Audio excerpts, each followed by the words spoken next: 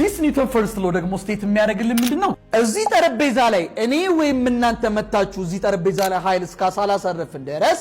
ይሄ ጠረጴዛ ከተቀመጠ እንደተቀመጠ ይቀራል ኃይል እስካላረፈበት ድረስ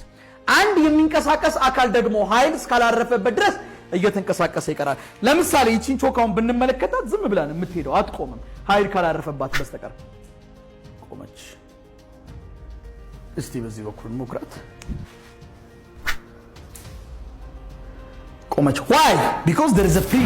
friction አለ ወደ ኋላ የሚጎታት ያ friction force ባይኖር ኖሮ እቺ ቾክ ዝም ብላ ነበር የምትሄደው ለምሳሌ ስፔስ ላይ ሄጄ እቺን ቾክ በወረውራት ዘላለሟን ትሄዳለች አትቆምም ለምን there is no friction there is no air resistance እዚህ ምድር ላይ ግን ኤር ሬዚስታንስ አለ መሬት ላይ ደግሞ ስታርፉ ደግሞ ፍሪክሽን አለ ስለዚህ ትቆማለች ፍሪክሽን አለ ኤር ሬዚስታንስ አለ ማለት ኤክስተርናል ፎርስ እየተገበረበት ነው ኤክስተርናል ፎርስ ካልተተገበረበት ከቆመ እንደቆመ ይቀራል የሚንቀሳቀስም ከሆነ እየተንቀሳቀሰ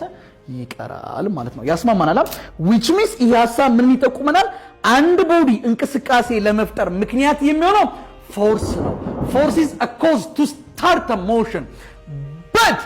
we can have a motion in the absence of force አንድ ቦታ ላይ እንቅስቃሴ ኖሮ ፎርስ ላይ ነው ይችላል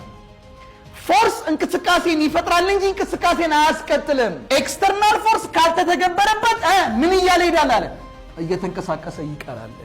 ፎርስ እንቅስቃሴ ያስጀምራል እንጂ እንቅስቃሴው ከተጀመረ በኋላ እንቅስቃሴውን አያስቀጥልም አንዴ ብቻ ከተነሳ ከዛ በኋላ ፎርስ አያስፈልግም